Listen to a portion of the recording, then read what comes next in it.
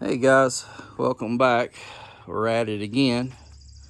Today, plan is we're going to get these jack stands moved up here to the front so that we don't front heavy, because got a feller that might be interested in buying the front axle, the rear axle, and the transfer case.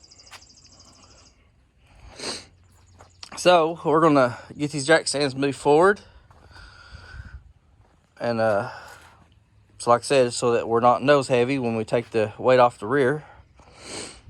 And then we'll get started on that, and I'll show you some clips as we go along with that. A little update on the front axle.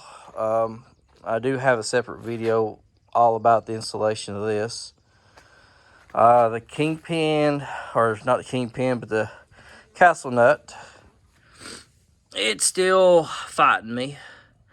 We have got some holes marked here, kind of pre-drilled, and we did cut some of the old U-boats down and filled in the holes, welded them up a little bit. But I've got a mag drill coming, because drilling in this area right here, it's not going to work out the best. So we're waiting on the mag drill to come in. But like I said, all this will be on a separate video. Today's video is just basically going to be focused getting the jack stands moved forward. I'm going to go ahead and kind of set the truck at ride height where I think it's going to be, so we'll have an idea of how much lower it's going to be to the ground and all that good stuff. So stay tuned.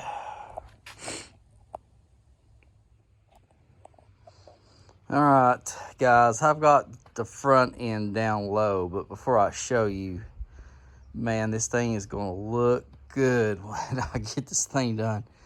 And I want to run the 255, 70, 22 and a half. So we're looking at what, 36 and a half inches tall.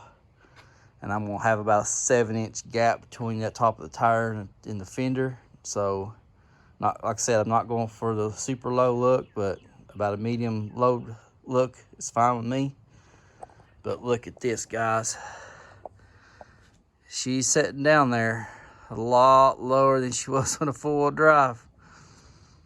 But man, I can't wait to get that rear end out and get that frame down to about where I want it to be.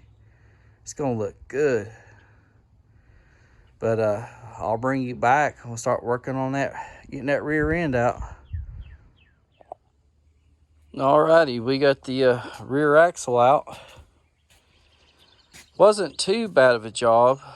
Definitely had to get the cherry picker out to lift up right around in there, so we can roll that rear axle out.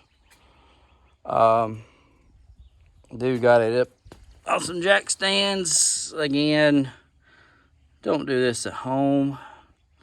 Buy some better jack stands for the job, but they're not as much weight back here, but the frame rails are a lot heavier than what you think they are. But yeah, we've got that out. It's setting about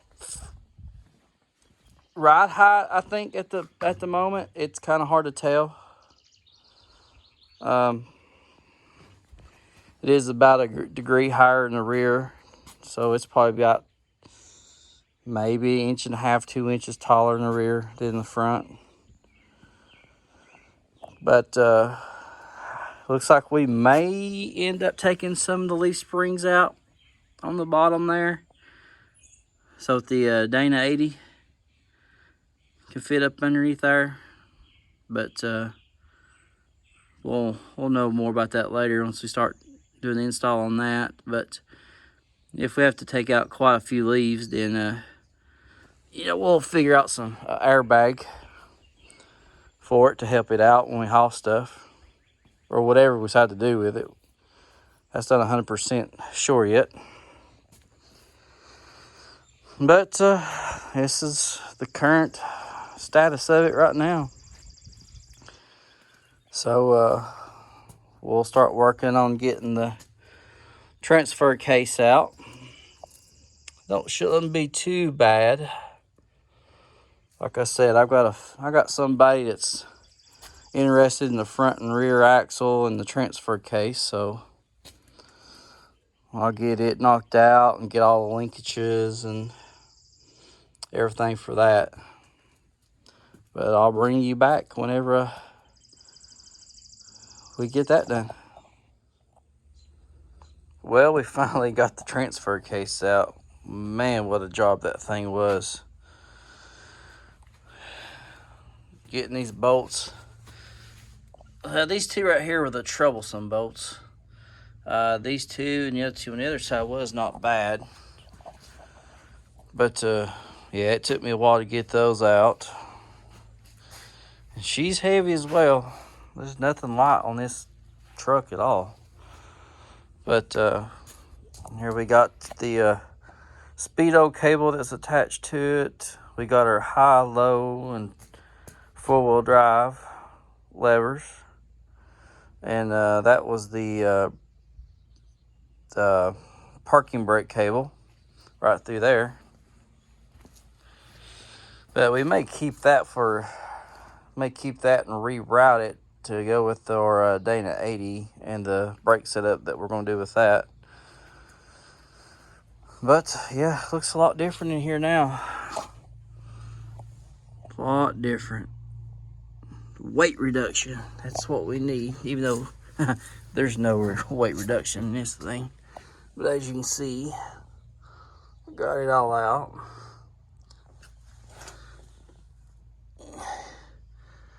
And it's still a lot of surface rust. The only oil and everything's come off the transmission, but overall, not too bad a shape still. But that's got all that done. So one thing I want to mention on this rear axle, I meant to say it a little bit ago, but I didn't. Whenever you're cutting these, they're under a lot of stress. So right before they go all the way through, they will break and pop, as you can see right there. So just keep that in mind when you're cutting these old things out. And another thing, I've done some measuring. So instead of taking a lot of leaves out to make it sit right, I think we're going to move these up.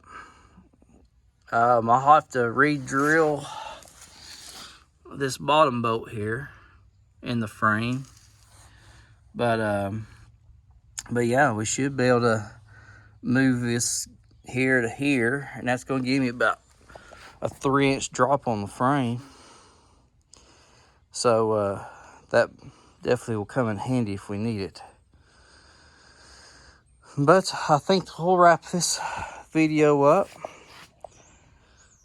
Definitely got a lot of things ticking off this thing. So still just waiting on this drill to come in so we can finally get this run in under. But we'll leave you at that, and we'll catch you on the next.